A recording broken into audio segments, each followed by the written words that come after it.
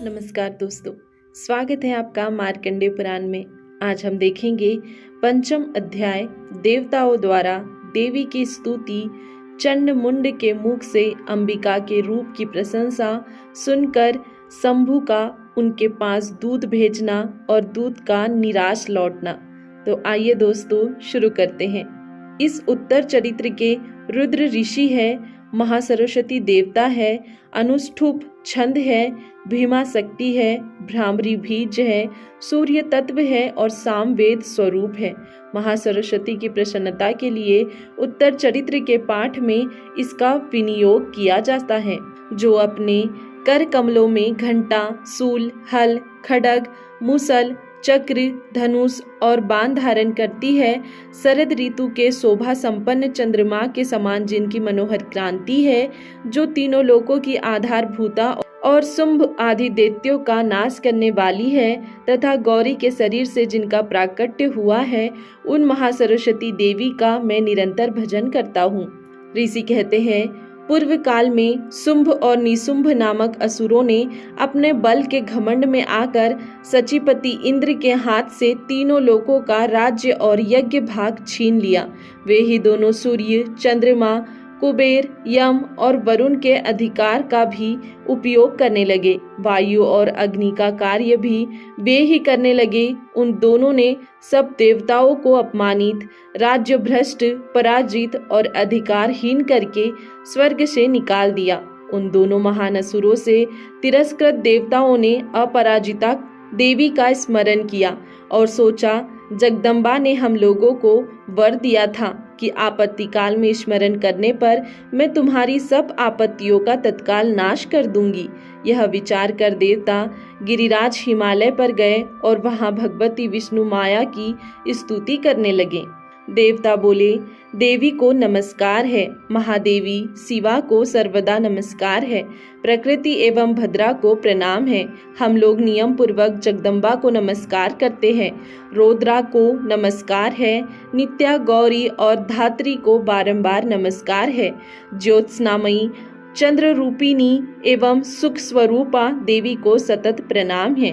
शरणागतों का कल्याण करने वाली वृद्धि एवं सिद्धि रूपा देवी को हम बारंबार नमस्कार करते हैं। नेत्र की यानी राक्षसों की लक्ष्मी, राजाओं की लक्ष्मी तथा सर्वानी यानी शिव पत्नी स्वरूपा आप जगदम्बा को बार बार नमस्कार है। दुर्गा, दुर्गा पारा, दुर्गम संकट से पार उतारने वाली, सारा यानी सबकी सारभूता, सर्वकारिणी, ख्याति, कृष्णा और धूम्र देवी को सर्वदा नमस्कार है। अत्यंत सौम्य तथा अत्यंत रौद्र रूपा देवी को हम नमस्कार करते हैं। उन्हें हमारा बारंबार प्रणाम है। जगत की आधारभूता कृति देवी को बारंबार नमस्कार है। जो देवी सब प्राणियों में विष्णु माया के नाम से कही जाती है, उनको नमस्कार है, उनको बारंबार नमस्कार है। जो देवी सब प्राणियों में चेतना कहलाती है, उनको नमस्कार है, उनको बारंबार नमस्कार है। जो देवी सब प्राणियों में बुद्धि रूप से स्थित है, उनको नमस्कार है, उनको नमस्कार है, उनको बारंबार नमस्कार है। जो देवी सब प्राणियों में निंद्रा रूप से स्थित है, उनको नमस्कार, उनको नमस्कार, उनको बारंबार नमस्कार है। जो देवी सब प्राणियों में शुद्धा रूप से स्थित है, उनको नमस्कार है। जो देवी सब प्राणियों में छाया रूप से स्थित है, उनको बारंबार नमस्कार है। जो देवी सब प्राणियों में शक्ति रूप से स्थित है, उनको बारंबार नमस्कार है। जो देवी सब प्राणियों में तृष्णा रूप में स्थित है, उनको नमस्कार है। जो देवी सब प्राणियों में शांति यानी क्षमा रूप से स्थित है, उनको बारंबार मेरा नमस्कार है।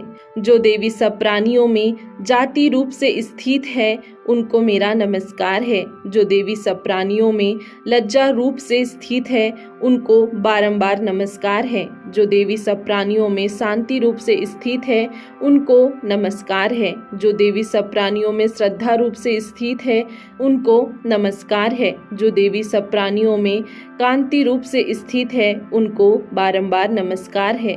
जो देवी सब प्राणियों में लक्ष्मी रूप से स्थित है, उनको मेरा नमस्कार है। जो देवी सब प्राणियों में वृत्ति रूप से स्थित है, उनको नमस्कार है। जो देवी सब प्राणियों में स्मृति रूप से स्थित है, उनको बारंबार नमस्कार है। जो देवी सब प्राणियों में दया रूप से स्थित है, उनको नमस्कार है। जो देवी सब प्राणियों में तुष्टि रूप से स्थित है, उनको बारंबार नमस्कार है।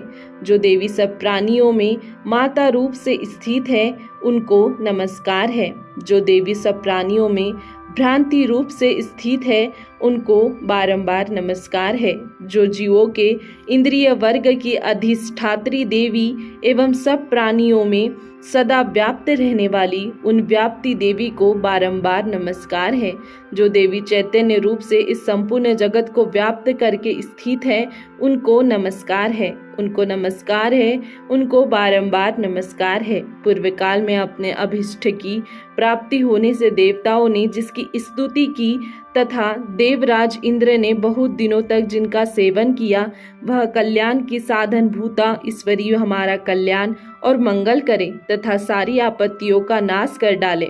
उद्दंड दैत्यों से सताए हुए हम सभी देवता जिन परमेश्वरी को इस समय नमस्कार करते हैं तथा जो भक्ति से विनम्र पुरुषों द्वारा स्मरण की जाने पर तत्काल ही संपूर्ण विपत्तियों का नाश कर देती है, वे जगदम्बा हमारा संकट दूर करें।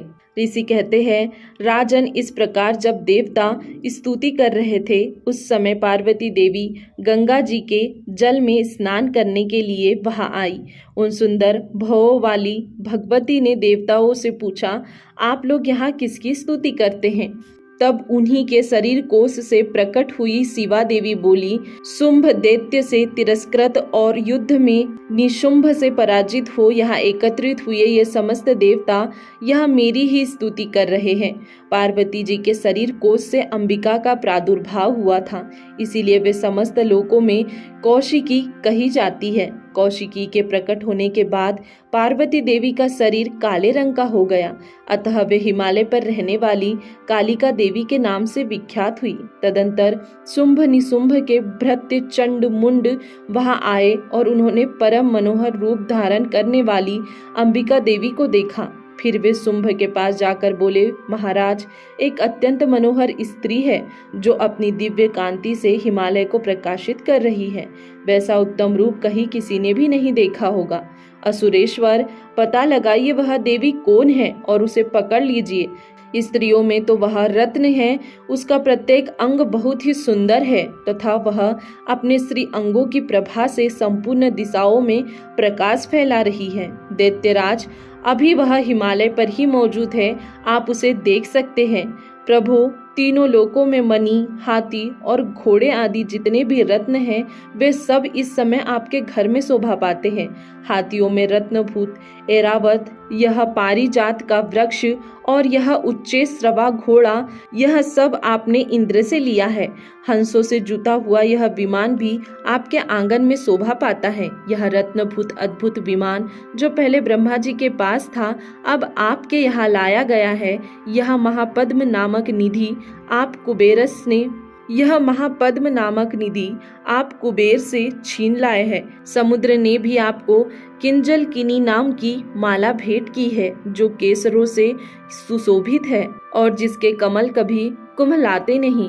स्वर्ण की वर्षा करने वाला वरुण का छत्र भी आपके घर में शोभा पाता है तथा यह श्रेष्ठ रथ जो पहले प्रजापति के अधिकार में था, अब आपके पास मौजूद है। दैत्येश्वर, मृत्यु की उत्क्रांतिदा नाम वाली शक्ति भी आपने छीन ली है तथा वरुण का पास और समुद्र में रहने वाले सब प्रकार के रत्न आपके भाई निशुंभ के अधिकार में है। अग्नि ने भी स्वतः शुद्ध किए हुए 2 वस्त्र आपकी सेवा में अर्पित किए हैं। दैत्यराज, इस प्रकार सभी रत्न आपने एकत्र कर लिए हैं। फिर जो यह स्त्रियों में रत्न रूप कल्याणकारी देवी है, इसे आप क्यों नहीं अपने अधिकार में कर लेते? ऋषि कहते हैं, चंड मुंड का यह वचन सुनकर शुंभ ने महादैत्य सुग्रीव को दूत बनाकर देवी के पास भेजा और कहा, तुम मेरी आज्ञा से उसके सामने ये बातें कहना और ऐसा उपाय करना जिससे प्रसन्न होकर वह शीघ्र ही यहाँ आ जाए। वह दूत पर्वत के अत्यंत रमणीय प्रदेश में जहाँ देवी मौजूद थी गया और मधुर वाणी में कोमल वचन से बोला।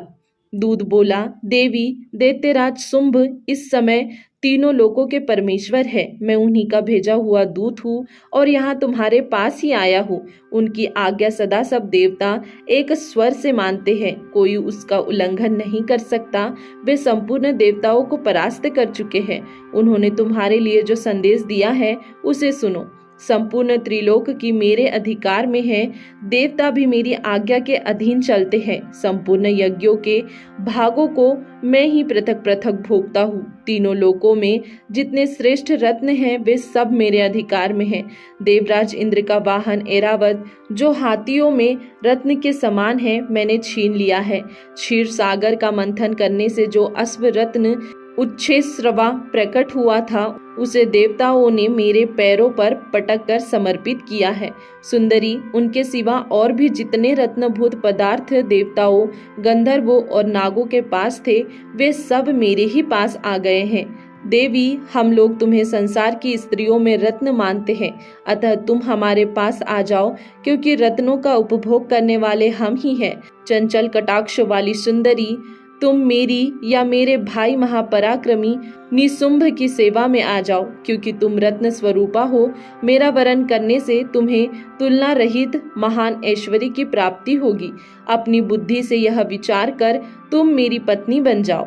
ऋषि कहते हैं, दूत के योग कहने पर कल्याणमयी भगवती दुर्गा देवी जो इस जगत को धारण करती है, मन ही मन गंभीर भाव से मुस्कुराई और इस प्रकार बोली।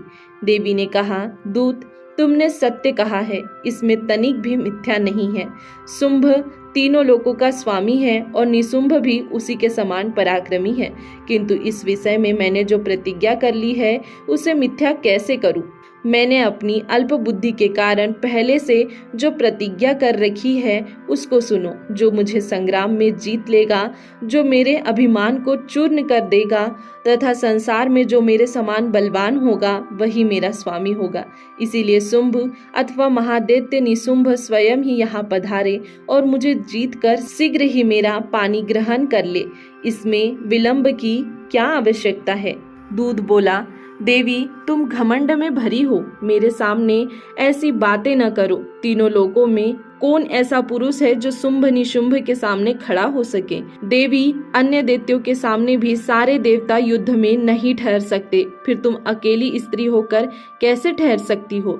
जिन शुंभ आदि दैत्यों के सामने इंद्र आदि देवता भी युद्ध में खड़े नहीं हुए, उनके सामने तुम स्त्री होकर कैसे जाओगी? इसीलिए तुम मेरे ही कहने से शुंभ निशुंभ के पास चली चलो। ऐसा करने से तुम्हारे गौरव की रक्षा होगी, अन्यथा जब वे केस पकड़कर घसीटेंगे तब तुम्हें अपनी प्रतिष्ठा खोकर जाना पड़ेगा। देवी ने कहा, तुम्हारा कहना ठीक है, शुंभ बलवान है और निशुंभ भी बड़े पराक्रमी हैं, किंतु क्या करूं, मैंने पहले बिना सोचे समझे प्रतिज्ञा कर ली है, अतः अब तुम जाओ। मैंने तुमसे जो कहा है वह सब दैत्यराज से आदर पूर्वक कहना, फिर वे जो उचित जान पड़े वह वे करें। इस प्रकार श्री मार्कंडेय पुराण में सावर्णिक मनवंतर की कथा के अंतर्गत देवी महात्म्य में देवी दूत संवाद नामक 5वां अध्याय पूरा हुआ। दोस्तों, आज के लिए इतना ही। इसके आगे देखेंगे हम कल के वीडियो में। तब तक के लिए धन्यवाद।